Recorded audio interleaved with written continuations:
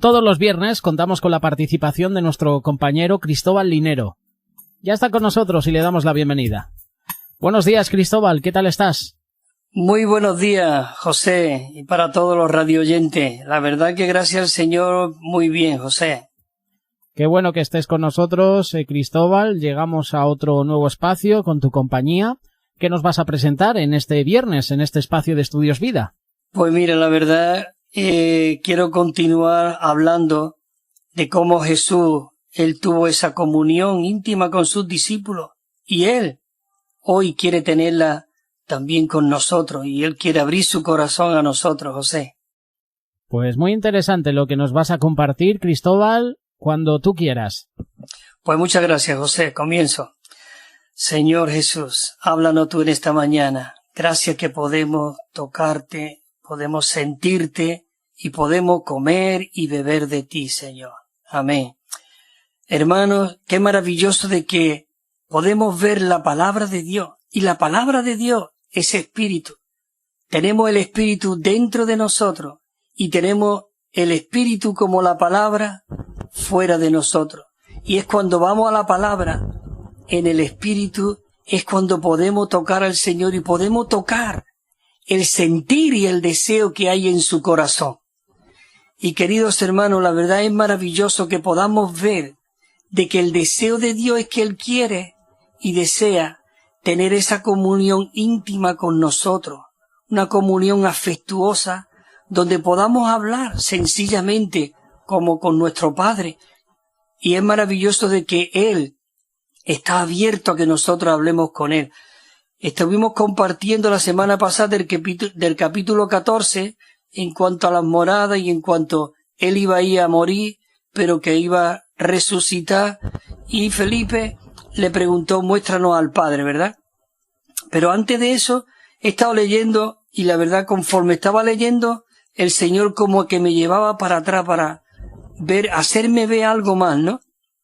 Y vemos en el capítulo 12, en el versículo 17, y dice así, dice, y daba testimonio la multitud que estaban con él, la multitud que estaba con él cuando llamó a Lázaro del sepulcro y lo resucitó de los muertos. Dice que la multitud daba testimonio. Qué maravilloso de que en esta mañana hoy nosotros podemos dar testimonio de que lo que mora dentro de nosotros es un Dios viviente. Y el versículo 18 dice, por lo cual también había venido la multitud a recibirle, porque dice que había oído lo que él había hecho esta señal. No dice él había hecho este milagro, sino esta señal. Qué maravilloso de que cada paso que el Señor Jesús daba era una señal. Era como abriéndonos una autopista para llevarnos a lo que había dentro de su corazón. Por eso necesitamos tener esa comunión íntima con el Señor. Pero es que el versículo 19 a mí me sorprendió porque dice, entonces los fariseos dijeron entre sí, entre ellos estaban hablando todo lo que estaba ocurriendo, y dice, dijeron entre sí, dice, ya veis que no conseguís nada, dice, no conseguís nada, mirá, dice, el mundo se va atrás de él. ¿No es maravilloso esto? Los fariseos aún estaban fracasando, porque quería cogerlo y sorprenderlo y dejarlo como mentiroso. Pero ellos veían de que el mundo se iba tras él. Claro, ahí vemos por qué el mundo se iba tras él. Él cuando entró a Jerusalén, que es cuando estaba, digamos, anunciando su muerte, porque él iba a morir. Pero qué maravilloso de que ahora nosotros podemos ver de que él era con el propósito de que él iba a resucitar. Y él estaba acelerando este tiempo. Y entonces dice que vinieron unos griegos a la fiesta de allí en Jerusalén, y entonces cuando dice que fueron a Felipe y le dijeron, queremos hablar con Jesús, queremos verle. Ya muchos venían en busca de él, pero él veía que su reino no es de este mundo. Él no venía para hacer la fama aquí, sino él venía a cumplir un propósito y un plan. Es maravilloso. Por eso, en el versículo 23 del capítulo 2, y entonces Jesús le respondió diciendo, ha llegado mi hora, para que el Hijo del Hombre sea glorificado. Por eso el versículo siguiente es cuando habla del grano de trigo que cayó a la tierra. Pero si él no fuese muerto, si él fuese sido guiado por los griegos y fuese exaltado como rey de los judíos y todo, entonces el grano de trigo cae a la tierra y no muere y queda solo. Pero su propósito y su deseo era ir a la cruz y morir. Pero mira lo que dice el versículo del 12 al 27. Cuando él iba y veía de que iba a ir a la cruz, él dijo, dice, y ahora está turbada mi alma. Estaba turbado, claro. Es que él era un hombre 100%. Y él estaba como turbado. Y dice, y ahora está turbado mi alma. Dice, ¿y qué diré? Y de pronto cuando dice esa pregunta, él se está haciendo pregunta y dice, Padre, sálvame de esta hora, porque más para esto he llegado hasta aquí, porque yo he venido a cumplir tu propósito. Estaba turbada su alma, estaba como viniendo cosas a sus pensamientos, pero él dijo, Padre, sálvame de esta hora. ¿Cuánto necesitamos, queridos hermanos, que nosotros seamos salvos de cada momento, de muchos pensamientos que nos viene a nuestra mente, ¿verdad? Pero él, cuando estaba hablando íntimamente allí con sus discípulos en el capítulo 13, en el versículo 20 les dijo a sus discípulos, de cierto os digo, dice, al que yo, el que recibe al que yo envíe, dice, me recibe a mí. Al que recibe al que yo envíe, me recibe a mí. Dice, y el que me recibe a mí, me recibe al que me envió. Y habiendo dicho Jesús esto, dice que se conmovió en espíritu. Dice que se conmovió. Pero él dice que declaró y dijo, de cierto os digo, que uno de vosotros me va a traicionar. Él estaba allí con sus discípulos abriendo su corazón porque él sabía dónde iba a ir. Pero qué maravilloso, qué resultado. Hoy nosotros podemos estar aquí disfrutando. Pero hubo uno que le traicionó. Y dice, y entonces los discípulos se miraban unos a otros, perplejos, dice, sin saber lo que estaba hablando. Pero uno de sus discípulos, a quien Jesús amaba, dice que estaba reclinado sobre el pecho de Jesús. Oh, queridos hermanos, qué maravilloso y hermana que hoy nosotros podemos reclinarnos en el pecho de Jesús. Dice que a este pues Pedro dice que le hizo seña para que le preguntase que quién era de quien estaba hablando. Y entonces, reclinado sobre el pecho de Jesús, le dijo, Señor, ¿quién es el que te va a entregar? Y entonces Jesús le dijo, dice, es aquel para quien yo voy a mojar el bocado de pan.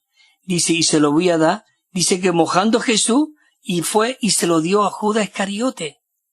Pero fíjate en el versículo 27 lo que el Señor Jesús dijo. Dice, y en aquel momento, después del bocado, dice que entró Satanás dentro de él. Y entonces Jesús le dijo, lo que vas a hacer, hazlo pronto. ¿Cómo que dijo hazlo pronto? Iba a entregarlo. Sí, porque él deseaba ese momento de que él iba a ser crucificado. Él iba a ir a la cruz. Y él le dijo, hijito, aún estaré, dice, con vosotros un poco. Dice, me buscaréis, pero como dije a los judíos y así os digo, ahora vosotros, a donde yo voy, vosotros no podéis ir. Y un mandamiento nuevo os doy. Me encanta este versículo. Dice, que os améis los unos a los otros. Como yo os he amado, os améis los unos a los otros. Señor, dice, en esto conocerán que sois mis discípulos.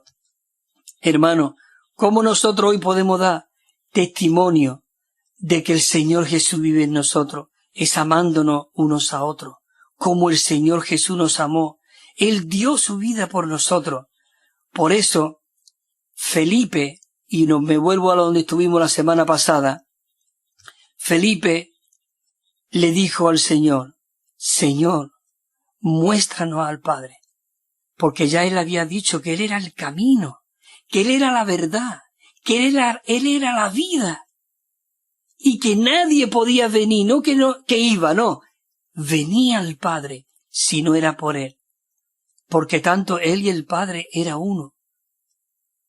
Por eso Felipe se atrevió a decirle, y me encanta, y nos debe de encantar todas estas preguntas, porque el propósito de Dios es que nuestros ojos puedan ser abiertos y podamos ver y sentir la realidad que hoy hay dentro de ti, dentro de mí.